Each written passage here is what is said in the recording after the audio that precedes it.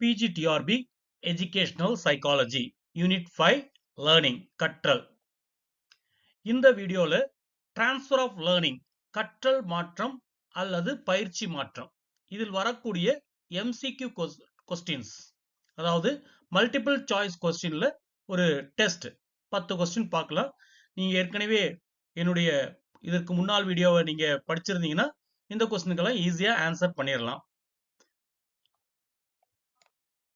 First question, transfer of learning means moving from one school to another, applying knowledge and skills learned in one context to another, transferring money from one account to another, none of the above. Transfer of learning, கற்றல் பரிமாற்றம் அப்படின்னா என்ன? ஒரு ஸ்கூல்ல இருந்து இன்னொரு ஸ்கூலுக்கு போறதா, ஒரு பள்ளியிலிருந்து மற்றொரு பள்ளிக்கு மாறுதல் பெறுவதுதான் transfer of learning, கற்றல் பரிமாற்றமா? Applying knowledge and skills learned in one context to another, ஒரு சூழலில் கற்றுக்கொண்ட அறிவு மற்றும் திறன்களை மற்றொரு சூழலில் பயன்படுத்துவதா கற்றல் பரிமாற்றம் அல்லது transfer of learning. Transferring money from one account to another, ஒரு கணக்கிலிருந்து மற்றொரு கணக்கிற்கு பணத்தை மாற்றுதலா? None of the above, மேலே குறிப்பிட்டது எதுவுமே ஆன்சர் கிடையாது. நமக்கு தெரியும் transfer of learning அப்படின்னாலே ஒரு சூழ்நிலையில கற்றுக்கொண்ட அறிவையும் திறனையும் மற்றொரு சூழ்நிலையில பயன்படுத்துவதா நம்ம என்ன சொல்றோம்? கற்றல் பரிமாற்றம்.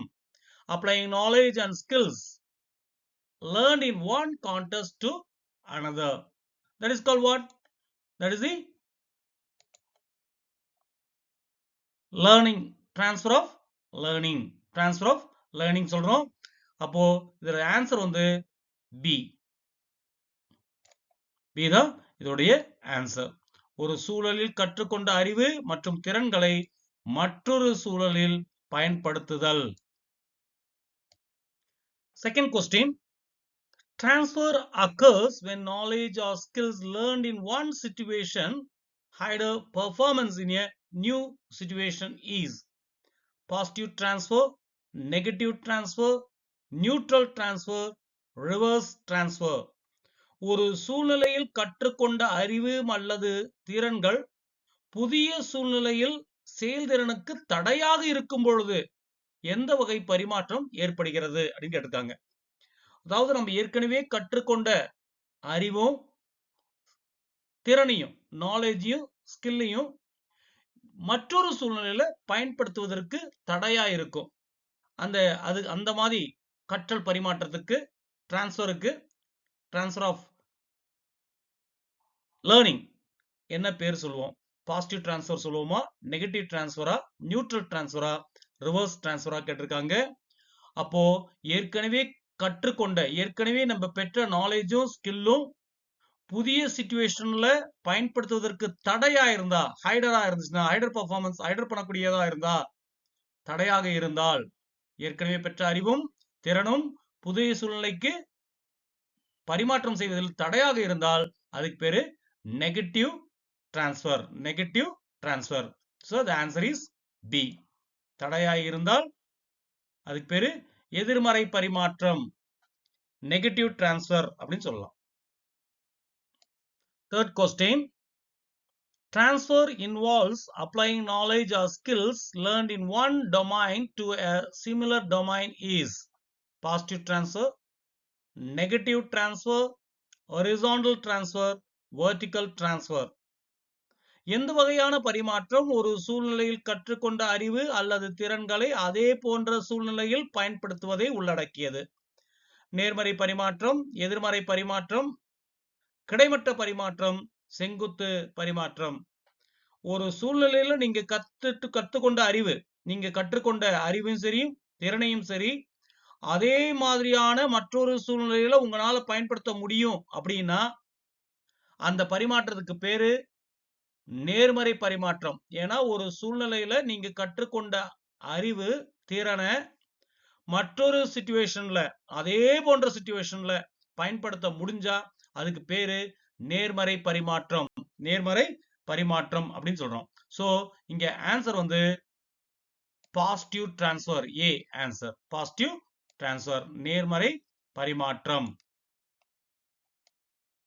Fourth question, An example of positive transfer is positive transfer க்கு example நாலு விஷயங்கள் கொடுத்திருக்காங்க. பின்வருவனவற்றில் நேர்மறை பரிமாற்றத்துக்கான எடுத்துக்காட்டு எதுன்னு கேட்டிருக்காங்க.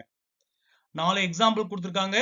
இந்த 4 எக்ஸாம்பிள்ல பாசிட்டிவ் டிரான்ஸ்ஃபர் அப்படின்றது எது, நேர்மறை பரிமாற்றம் அப்படின்றது எதுன்னு கேட்டிருக்காங்க. ஆப்ஷன் ஏ பாருங்க, learning to play the piano helps in learning to play the guitar. நீங்க பியானோ வாசிக்க கற்றுக்கொள்வது கிட்டார் வாசிக்க கற்றுக்கொள்ள உதவுகிறது. இதுதான் பாசிட்டிவ் டிரான்ஸ்ஃபருக்கு எக்ஸாம்பிளா. Learning to swim helps in learning to ride a bike. நீங்க நீச்சல் கற்றுக்கொள்வது பைக் ஓட்ட கற்றுக்கொள்ள உதவுகிறது. ஆப்ஷன் சி பாருங்க, learning French helps in learning Spanish. French மொழியை கற்றுக்கொள்வது ஸ்பானிஷ் மொழியை கற்ற உதவுகிறது. The fourth option is learning history helps in learning mathematics. வரலாறு கற்றல் கணிதம் கற்க உதவுகிறது. இதுல எது பாசிட்டிவ் டிரான்ஸ்ஃபர்? பாசிட்டிவ் டிரான்ஸ்ஃபருக்கு நான் ஏற்கனவே 3 எடுத்துக்காட்டுகள் கொடுத்திருந்தேன். அது 3 விஷயத்துல ஒன்னு சிமிலாரிட்டி இருக்கணும், ஏறக்குறைய ஒரே மாதிரி இருக்கணும். அதுல நான் எடுத்துக்காட்டும் கொடுத்திருந்தேன் ஏற்கனவே போன வீடியோல. அதாவது சிமிலர் சிச்சுவேஷன். இப்போ பியானோ அப்படின்றது ஒரு இன்ஸ்ட்ருமெண்ட், ஒரு மியூசிக்கல் இன்ஸ்ட்ருமெண்ட். கிட்டார்ன்றது ஒரு மியூசிக்கல் இன்ஸ்ட்ருமெண்ட். அப்போ ஒரு மியூசிக்கல் இன்ஸ்ட்ருமெண்ட்டை நீங்க பயன்படுத்த பழகிட்டா மற்ற மியூசிக்கல் இன்ஸ்ட்ருமெண்ட்டை பயன்படுத்துவது மிக எளிது. காரணம் சிமிலாரிட்டி. அதாவது இதில் வரக்கூடிய பிரின்சிபிள்ஸ், அதில் வரக்கூடிய ஸ்ட்ராட்டஜிஸ், உத்திகள், கோட்பாடுகள் ஒரே மாதிரி இருந்தால் அங்க பாசிட்டிவ் டிரான்ஸ்ஃபர் நடக்கும். சோ ஒரு பாசிட்டிவ் டிரான்ஸ்ஃபருக்கான எக்ஸாம்பிள், நேர்மறை பரிமாற்றத்துக்கான எடுத்துக்காட்டு learning to play the piano helps in learning to play the guitar. Piano வாசிக்க கற்றுக்கொள்வது கிட்டார் வாசிக்க கற்றுக்கொள்வ உதவுகிறது, ஏதுவாக இருக்கும் அப்படின்லாம். மற்றதெல்லாம் பாருங்க, ஸ்விம்மிங் பண்ணா நம்ம பைக்கை ரைட் பண்ண முடியாது. பிரெஞ்சு படிக்கிறதுனால ஸ்பானிஷ் படிக்க முடியாது. ஹிஸ்டரி படிச்சதுனால மேத்தமெட்டிக்ஸை லேர்ன் பண்ண முடியாது. அதெல்லாம் பாசிட்டிவ் டிரான்ஸ்ஃபர் கிடையாது. ஒத்த சூழ்நிலையில ஒரு சூழ்நிலையில் படித்த விஷயத்தை மற்றொரு சூழ்நிலையில நம்மளால பயன்படுத்த முடியும் அப்படின்னாலே தான் அது positive transfer. Question number 5. A transfer involves applying previously learned skills to a new but related task is. A transfer involves applying previously learned skills to a new but related task is. எந்த வகையான பரிமாற்றமானது முன்னர் கற்றுக்கொண்ட திறன்களை புதிய ஆனால் தொடர்புடைய பணிக்கு பயன்படுத்துவதை உள்ளடக்கியது. ஜெனரலைசேஷன் பொதுமைப்படுத்துதல், ஸ்பெஷலைசேஷன் சிறப்பு, நியர் டிரான்ஸ்ஃபர் அருகில் பரிமாற்றம், ஃபார் டிரான்ஸ்ஃபர் தொலைதூர பரிமாற்றம் அப்படின்னு இருக்கு. இந்த கவனிக்கணும். ஏற்கனவே transfer positive, negative, zero transfer படிச்சிருப்பீங்க. இதுல near transfer, far transfer, generalisation, specialisation சொல்லி வித்தியாசமா கொடுத்திருக்காங்க. இதுல ஒண்ணும் இல்ல, நத்திங். இதை படிச்சு பார்த்தாலே தெரியும் நம்மளுக்கு. A transfer involves applying previously learned skills to a new. ஏற்கனவே படித்த கற்றுக்கொண்ட திறனை புதிய இதில் பயன்படுத்துறோம். ஆனா எப்படி இருக்கு பாருங்க, பட் ரிலேட்டட் டாஸ்க். ஏற்கனவே முன்னர் கற்றுக்கொண்ட திறன்களை புதிய ஒரு சூழ்நிலையில் பயன்படுத்துறோம். ஆனா அந்த புதிய சூழ்நிலை எப்படி இருக்கு, தொடர்புடையதா இருக்கு. ஏற்கனவே நம்ம கற்றுக்கொண்ட சூழ்நிலையும் இப்ப புதியதாக வந்த சூழ்நிலையும் ஒரே மாதிரி இருக்கு. அப்போ ரிலேட்டடா இருக்கு. ரிலேட்டடா இருந்தா என்ன ஆகும், ரிலேட்டடா இருந்தா அது நியர் டிரான்ஸ்ஃபர், அருகாமை பரிமாற்றம் அப்படின்னு சொல்லுவோம். அருகாமை பரிமாற்றம் அப்படின்னு சொல்லலாம். சோ நியர் டிரான்ஸ்ஃபர் இதுதான் கரெக்டான ஆன்சர். பாசிட்டிவ் டிரான்ஸ்ஃபர் தான் இது. அது அருகில் பரிமாற்றம், பக்கத்திலே பரிமாற்றிடும். 6வது question. The main characteristics of situations where zero transfer is observed. பூஜ்ய பரிமாற்றம் காணப்படும் சூழ்நிலைகளின் முக்கிய பண்பு என்னன்னு கேட்டிருக்காங்க. ஒரு ஜீரோ டிரான்ஸ்ஃபர் ஆஃப் லேர்னிங்கா இருந்தா, பூஜ்ய கற்றல் பரிமாற்றமா இருந்தால் அங்க என்ன கேரக்டர் இருக்கும்? ஹை லெவல்ஸ் ஆஃப் மோட்டிவேஷன், உயர்மட்ட உந்துதல் இருக்குமா? லோ லெவல்ஸ் ஆஃப் என்கேஜ்மெண்ட், குறைந்த அளவிலான ஈடுபாடு இருக்குமா? lack of relevance or similarity between the learning and transfer context. கற்றல் மற்றும் பரிமாற்ற சூழல்களுக்கிடையே பொருத்தம் அல்லது ஒற்றுமை இல்லாமை. கன்சிஸ்டன்ஸ் பாசிட்டிவ் டிரான்ஸ்ஃபர், நிலையான நேர்மறை பரிமாற்றம். பூஜ்ய பரிமாற்றத்திற்கு எந்த கேரக்டர் இருக்கும் அப்படின்னு கேட்டிருக்காங்க. பூஜ்ய பரிமாற்றம் அப்படின்னா ஒரு சூழ்நிலையில் நம்ம கற்றுக்கொண்ட நம்ம அறிவும் திறனையும் மற்றொரு சூழ்நிலையில் பயன்படுத்தவே முடியாது. ஏன் பயன்படுத்த முடியாது? ரெண்டு சூழ்நிலையிலும் வெவ்வேறு சூழ்நிலைகள். அப்போ ஒரு சூழ்நிலையில் கற்றுக்கொண்டதை மற்றொரு சூழ்நிலையில் நம்ம பயன்படுத்தணும் அப்படின்னா இரண்டு சூழ்நிலைகளும் ஒரே மாதிரி இருக்கணும். ஆனா இங்க என்ன ஆகும்? ஜீரோ டிரான்ஸ்ஃபர் கொடுத்திருக்காங்க, பூஜ்ய பரிமாற்றம். அப்ப அந்த சூழ்நிலைகள் எப்படி இருக்கும்? பொருத்தமற்றதாக இருக்கும். அதனால இதுல ஆன்சர் வந்து இந்த ஆறாவது கொஸ்டினுக்கான ஆன்சர் வந்து a lack of relevance or similarity between the learning and transfer context. அப்போ பூஜ்ய பரிமாற்றத்துக்கு ஜீரோ டிரான்ஸ்ஃபர் ஆஃப் லேர்னிங்க்கு முக்கியமான பண்பு என்னன்னா கற்றல் மற்றும் பரிமாற்ற சூழல்களுக்கிடையே பொருத்தம் அல்லது ஒற்றுமை இல்லாமை. பொருத்தமும் இல்லை, ஒற்றுமையும் இல்லை. நம்ம கற்ற சூழ்நிலைக்கும் இப்ப பரிமாற்றம் செய்கின்ற சூழ்நிலைக்கும் இடையில ஒரு பொருத்தமும் கிடையாது, ஒரு ஒற்றுமையும் கிடையாது. அப்படின்னா கண்டிப்பா ஏற்கனவே கற்ற திறனையோ அறிவியோ இந்த புதிய சூழ்நிலையில நம்ம மாற்றி பயன்படுத்த முடியாது. இதுதான் ஜீரோ டிரான்ஸ்ஃபர் ஆஃப் லேர்னிங், பூஜ்ய கற்றல் பரிமாற்றத்துக்கான ஒரு முக்கியமான பண்பு. 7th question. An example of proactive transfer of learning is. proactive transfer of learning எது முன்னோடியான கற்றல் பரிமாற்றத்திற்கான எடுத்துக்காட்டு? முன்னோடியான கற்றல் பரிமாற்றம் அதுல இருக்கும் ப்ரோஆக்டிவ், ரெட்ரோஆக்டிவ் அப்படின்னு பார்த்தோம். ஆப்ஷன் பாருங்க. Using knowledge of physics to solve a physics problem assigned by the teacher. பாருங்க, முன்னோடியான கற்றல் பரிமாற்றம், ப்ரோஆக்டிவ் டிரான்ஸ்ஃபர் ஆஃப் லேர்னிங். அது என்ன சொல்றாங்க பாருங்க. Using knowledge of physics to solve a physics problem assigned by the teacher. ஆசிரியரால் ஒதுக்கப்படும் இயற்பியல் சிக்கலை தீர்க்க இயற்பியல் அறிவை பயன்படுத்துதல். Applying chemistry concept to a biology by experiment. உயிரியல் பரிசோதனைக்கு வேதியியல் கருத்துக்களை பயன்படுத்துதல். Learning to play the violin after learning to play the piano. Piano வாசிக்க கற்றுக்கொண்ட பிறகு வயலின் வாசிக்க கற்றுக்கொள்வது. forgetting how to solve math problems after learning science concepts. அறிவியலை கற்றுக்கொண்ட பிறகு கணித பிரச்சனைகளை தீர்ப்பது எப்படி என்பதை மறந்து விடுகிறது. இதுல எது வந்து முன்னோடி கற்றல் பரிமாற்றம், ப்ரோஆக்டிவ் டிரான்ஸ்ஃபர் ஆஃப் லேர்னிங் அப்படின்னு கேட்டிருக்காங்க. ப்ரோஆக்டிவ் டிரான்ஸ்ஃபர் ஆஃப் லேர்னிங் அப்படின்னாலே இங்க சிமிலாரிட்டி ரொம்ப ரொம்ப முக்கியம். ஒரே நாலேஜ் தான், ஒரே டைப் நாலேஜ். அப்போ பிசிக்ஸ்ல நாலேஜ பயன்படுத்தி, பிசிக்ஸ்ல பெற்ற நாலேஜ் இயற்பியல்ல நம்ம பெற்ற நாலேஜை பயன்படுத்தி இயற்பியல் ப்ராப்ளத்தை சால்வ் பண்றது. இதை ப்ரோஆக்டிவ் டிரான்ஸ்ஃபர். ஒரே சூழ்நிலை, ஒத்த சூழ்நிலைகள். பிசிக்ஸோடைய அறிவை பயன்படுத்தி பிசிக்ஸ்ல இருக்கக்கூடிய ப்ராப்ளத்தை தீர்க்கலாம். இயற்பியல் அறிவை பயன்படுத்தி இயற்பியலுடைய கணிதங்களை, இயற்பியல் வரக்கூடிய அந்த சிக்கல் கிடையாது இங்க. இட்ஸ் அ ப்ராப்ளம் அப்படின்னா சிக்கல் டிரான்ஸ்லேட் பண்ணிருக்கு. பட் சிக்கல் கிடையாது இங்க, ப்ராப்ளம்ஸ். அதாவது இயற்பியல் வரக்கூடிய பயிற்சி கணக்குகள், அதை தீர்க்க முடியும். இதுதான் என்னன்னா முன்னோடி கற்றல் பரிமாற்றம் அப்படின்னு சொல்றோம். அப்போ proactive transfer of learning example வந்து using knowledge of physics to solve physics problem assigned by the teacher. டீச்சரால் கொடுக்கப்பட்ட அந்த இயற்பியல் சிக்கலை தீர்க்க இயற்பியல் அறிவியை தான் பயன்படுத்த முடியும். அப்போ ஒரே லெவல்ல பயன்படுத்துறது தான் நம்ம என்ன சொல்றோம், ப்ரோஆக்டிவ் டிரான்ஸ்ஃபர் ஆஃப் லேர்னிங் அப்படின்னு சொல்றோம். Question number 8. A role of prior knowledge is in zero transfer situation is. பூஜ்ய பரிமாற்ற சூழ்நிலைகளில் முன்னறிவின் பங்கு என்ன? இந்த ஜீரோ டிரான்ஸ்ஃபர் சிச்சுவேஷன், பூஜ்ய பரிமாற்ற சூழ்நிலை அப்படின்னா நமக்கு தெரியும், ஏற்கனவே கற்ற அறிவு, ஏற்கனவே ஒரு குறிப்பிட்ட சூழ்நிலையில் நாம் பெற்ற அறிவு அல்லது திறனை மற்றொரு சூழ்நிலையில பயன்படுத்தவே முடியாது. இப்ப ஆப்ஷன் பாருங்க. It enhance transfer, it inhibits transfer, It has no effect on transfer.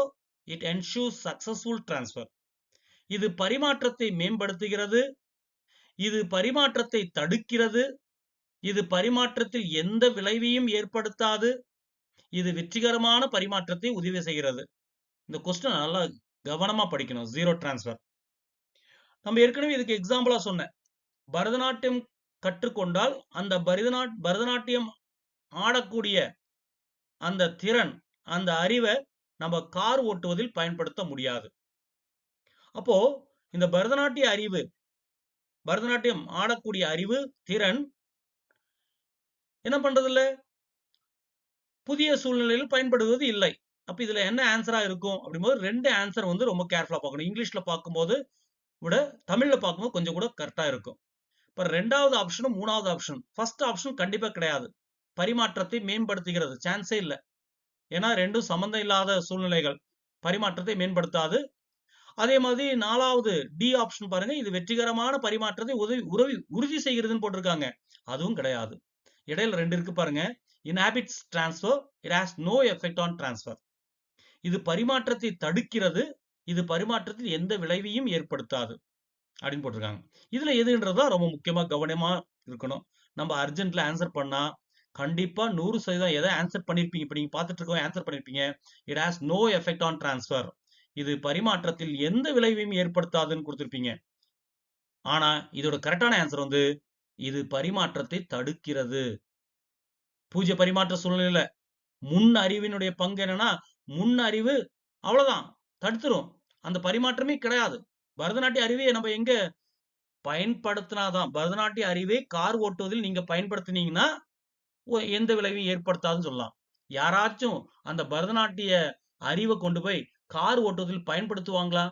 கண்டிப்பா பயன்படுத்தவே மாட்டாங்க. தடுக்கிறது, பூஜ்யம், அது தடுத்துரும். அதெல்லாம் இங்க வேண்டாம் அப்படிதான். நீங்க பயன்படுத்தினாதான் என்ன சொல்ல முடியும், எந்த ஆமா கரெக்ட் தான், பரதநாட்டிய அறிவு இந்த கார் ஓட்டுவதற்கு பயன்படுத்த முடியல அப்படி சொல்ல முடியும். பயன்படுத்தினாதான் பயன்படுத்த முடியலன்னு சொல்ல முடியும்.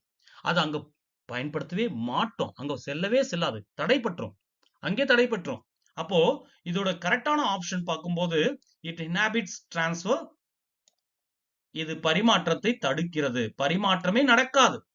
அப்பதான் அந்த பரிமாற்றத்தினால எந்த விளைவு ஏற்படும் சொல்லவே முடியாது. அப்ப ஆக்சுவலி நோ எஃபெக்ட் தான், ஆனா இங்க தடுத்துருது, பரிமாற்றமே நடக்காது. பரிமாற்றம் நடந்து முடிந்தாதான் நம்ம என்ன பண்ண முடியும், எந்த விளைவை ஏற்படுத்துமா முடியாதான்னு சொல்ல முடியும். இங்க பரிமாற்றமே நடக்காது. பரதநாட்டிய அறிவை யாருமே கார் ஓட்டுவதில் பயன்படுத்த மாட்டாங்க. அப்புறம் தான் அந்த அறிவு பயன்பட்டுச்சா இல்லையான்ற கொஸ்டினே வர்றதில்லை. அதுக்கு முன்னாலேயே இது முடிஞ்சிருச்சு. பரிமாற்றத்தை தடுக்கிறது. இதுதான் பூஜ்ய பரிமாற்ற சூழ்நிலையில் மிக முன்னறிவினுடைய பங்கு. ஏற்கனவே பெற்ற அறிவினுடைய பங்கு என்ன, தடுத்துரும், பரிமாற்றத்தை தடுத்துரும். ஏன்னா பரதநாட்டிய அறிவு கார் ஓட்டுவதற்கு கண்டிப்பாக பயன்படுத்த முடியாது, எந்த விளைவை ஏற்படுத்தாதுன்னு தெரியும், அதனால அங்கே தடுத்துரும். இத பரிமாற்றத்தை தடுக்கிறது. அப்ப இதுல வந்து இந்த ஆப்ஷன் கொடுக்கும்போது கொஞ்சம் கூட கவனமா ஆன்சர் பண்ணா மட்டும்தான் கரெக்டா இருக்கும். 9th question. In the context of transfer of learning, what does far transfer refers to? கற்றல் பரிமாற்றத்தின் சூழலில் தொலைதூர பரிமாற்றம் என்பதை எதை குறிக்கிறது? தொலைதூர பரிமாற்றம், ஃபார் டிரான்ஸ்பர் அப்படின்றது எதை குறிக்கிறதுன்னு கேக்குறாங்க. கற்றல் பரிமாற்றத்துல applying knowledge to a distant location, தொலைதூர இடத்திற்கு அறிவை பயன்படுத்துதலா? applying knowledge to a context very different from the learning context, கற்றல் சூழலில் இருந்து மிகவும் வேறுபட்ட சூழலுக்கு அறிவை பயன்படுத்துவதா? transferring knowledge over a long period of time, நீண்ட காலத்திற்கு அறிவு பரிமாற்றமா? none of the above, மேலே சொல்வது எதுவுமே கிடையாதா? இது எது வந்துட்டு கற்றல் பரிமாற்றத்தினுடைய சூழல்ல தொலைதூர பரிமாற்றம் அப்படின்னு சொல்றோம், ஃபார் டிரான்ஸ்பர் அப்படின்னு சொல்றோம். இங்க டிரான்ஸ்பர் இருக்கு, மாற்றம் இருக்கு, பரிமாற்றம் இருக்கு, மாற்றம் இருக்கு. அப்ப எதை சொல்லலாம், இங்கதான் கவனிக்கணும். ஏற்கனவே ரெண்டு விஷயம் பார்த்தோம். இப்போ ஃபார் டிரான்ஸ்பர் அப்படின்னு பாக்குறோம், தூரம். மற்றது இன்னொன்னு க்ளோஸ் டிரான்ஸ்பர்னு பார்த்தோம், அதாவது க்ளோஸா இருக்கிறது. அதாவது ஒரு கற்றல், நம்ம ஒரு குறிப்பிட்ட சூழ்நிலையில் கற்ற அறிவானது அதே மாதிரி இருக்க ஒரு சூழ்நிலையில மாற்றப்பட்டால், பாசிட்டிவ் டிரான்ஸ்பரோட வகைதான் இதெல்லாம். ஒரு குறிப்பிட்ட சூழ்நிலையில் கற்ற அறிவானது அதே மாதிரி சூழ்நிலையில பயன்படுத்தப்பட்டால் அதுக்கு பேரு என்னது? Close transfer. க்ளோஸ், ரொம்ப க்ளோஸா இருக்கும். அதே டைம்ல applying knowledge to a contest very different from the learning contest. நம்ம படித்த கான்டெஸ்ட்ல இருந்து வேறுபட்டு இருந்தால், கற்றல் சூழலில் இருந்து மிகவும் வேறுபட்ட சூழலுக்கு அறிவை பயன்படுத்தினா அதுதான் நம்ம என்னன்னு சொல்றோம்னா ஃபார் டிரான்ஸ்ஃபர், தொலைதூர பரிமாற்றம் அப்படின்னு சொல்றோம். அப்போ for டிரான்ஸ்ஃபர்னா applying knowledge to a contest very different from the learning contest. கற்றல் சூழலில் இருந்து மிகவும் வேறுபட்ட சூழலுக்கு அறிவை பயன்படுத்துவதான் நம்ம என்னன்னு சொல்றோம்? தொலைதூர பரிமாற்றம். நல்லா கவனிக்கணும். தொலைதூர பரிமாற்றம் ஒண்ணு இருக்கு, அருகில் பரிமாற்றம் இருக்கு. ஃபார் டிரான்ஸ்ஃபர் ஒண்ணு இருக்கு, க்ளோஸ் டிரான்ஸ்ஃபர் இருக்கு. ரெண்டுமே பாசிட்டிவ் டிரான்ஸ்ஃபர் தான். க்ளோஸ் டிரான்ஸ்ஃபர்னா இரண்டு விஷயங்கள் நம்ம ஒரு சூழ்நிலையில் கற்ற அறிவை மற்றொரு அதே போன்ற சூழ்நிலையில் பயன்படுத்தினா அது க்ளோஸ்.